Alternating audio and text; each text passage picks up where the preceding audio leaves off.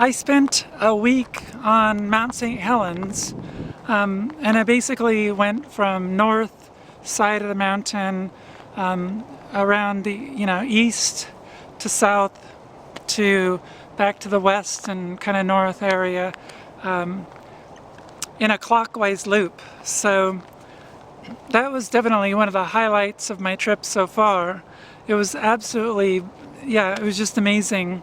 I love all that, geologic history and just, yeah, so much to see there.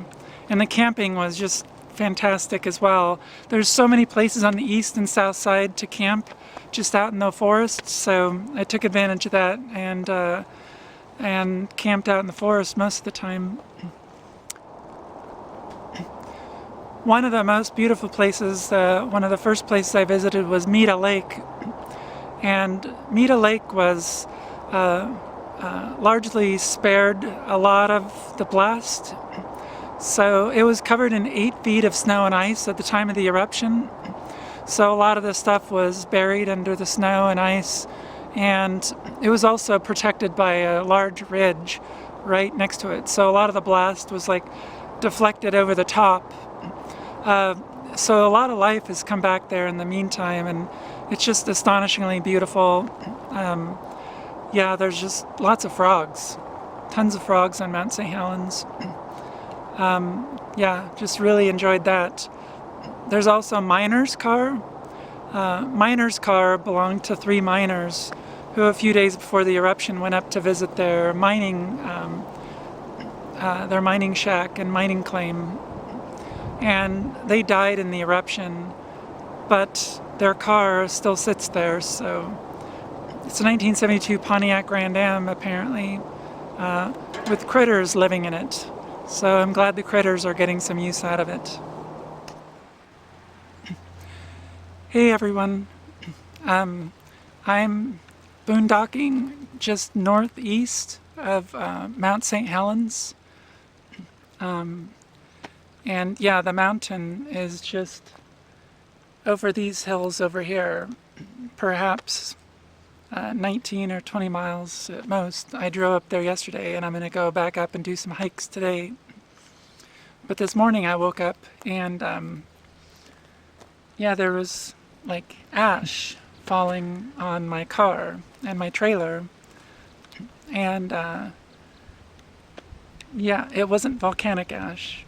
So there's like a huge plume of smoke. There's a forest fire somewhere nearby. I don't know where. But yeah, I don't know. At one point the sun was this bright red. It was an amazing sight. I didn't really get that part on film, but yeah, it was kind of trippy. But yeah, you can see up here, there's some major forest fire clouds up there, or smoke clouds. So, I guess a little history is in order. So, on 35 years ago, on May 18th, 1980, Mount St. Helens had a huge eruption that basically decimated the mountain and everything around it. Prior to that, Mount St. Helens was known as one of the most beautiful mountains in the Cascades. It was a perfect cone-shaped mountain, was covered in snow all year round. So now there's the huge crater, and inside the crater is a glacier that completely surrounds the dome. And that glacier now has runoff. So on one day I did a very long hike, probably about 9 miles. I hiked up to Loowit Falls. And Loowit Falls is a very large falls that comes directly out of the glacier that's in the crater. This behind me is Loowit Falls.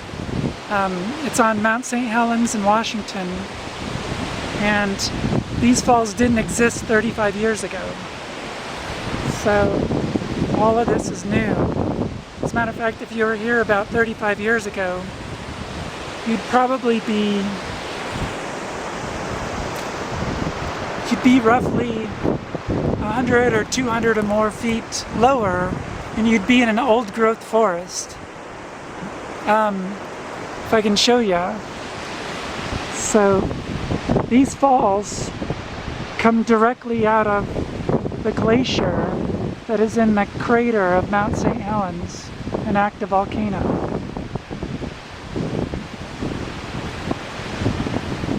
And that was actually a really tough hike since it was so long. Most of it was across the pumice plain, and the pumice plain is, well, it's about 200 feet of landslide material that came out of the eruption when the mountain basically collapsed. And so it's a lot of very loose soil, so there's very deep ravines from 35 years of erosion. And there's these huge boulders. It's actually, for a decimated landscape, it's incredibly beautiful.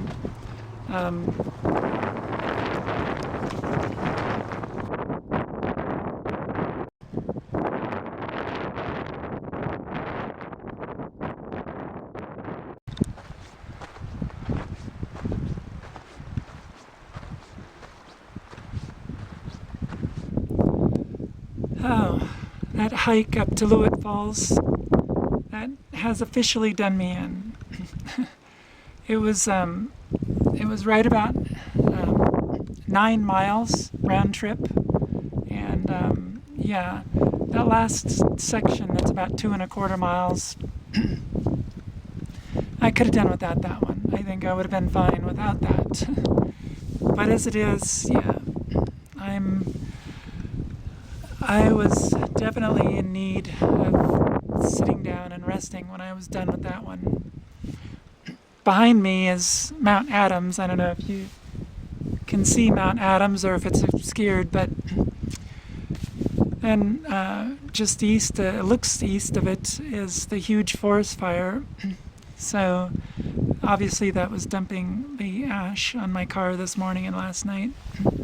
And right there's Mount St. Helens. Here, say hi to Mount St. Helens. There's the volcano. So I'm gonna go home, or go back to my tiny home, back to my little casita, and make dinner and enjoy the evening. Thanks. So on another day, I hiked all the way down to the shore of Spirit Lake, and Spirit Lake is absolutely beautiful. It's actually really come back to life since the eruption 35 years ago. And yeah, it's just beautiful.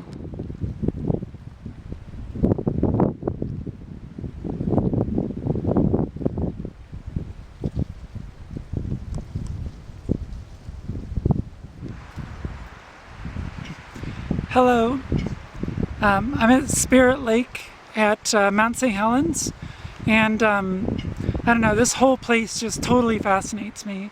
I love it. It's really it's really great. But this is like the perfect place to show you what happened then and what's happening right now. So I'm going to turn the camera around and kind of point out all these really cool features from then and now. Alright, so here you see Mount St. Helens, and the blast of the mountain came directly northward and blew out laterally. So what happened was a huge landslide, the largest recorded landslide in human history, came down into the lake, smashing into the lake and pushing it up on these hills here. At the same time, the blast from the mountain completely sheared all of the trees off the mountains. So all the branches and all the bark was immediately blown off the trees. The trees were blown over, and when the water from Spirit Lake went up into the hills, it grabbed all those dead trees and drug them back down into the lake with it. And all these trees, they're 35 years old. So this is all from the eruption. And all these trees were growing up in the hills at one time. Now what you see over here was all the scouring. The mountain basically blew all the soil, everything off the mountains was just completely blown off in the blast. But when you come over here, you see all of this side was blown off in the blast, but this side was sheltered. So some soil remained. So what you have is the soil from that wasn't blown off this side, the north side of the hills, was able to grow vegetation much faster. And as you come around, you see how the vegetation slowly dies out until you get more bare hills. So that's what's happening now. As things try to grow, they have a place to grow on.